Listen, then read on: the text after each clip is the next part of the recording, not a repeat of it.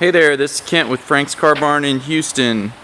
You're looking at a 1963 Corvette Stingray convertible, 327 fuel injected, very highly awarded.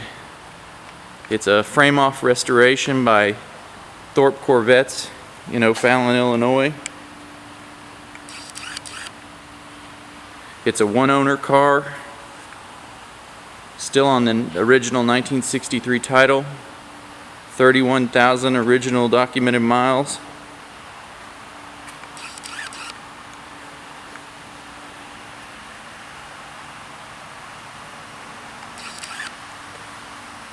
It's got NCRS top flight,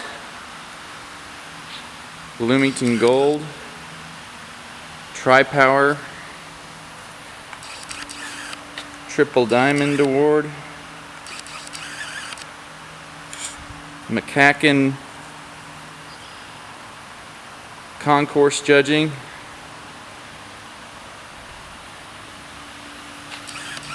If you'd like more information, please visit frankscarbarn.com.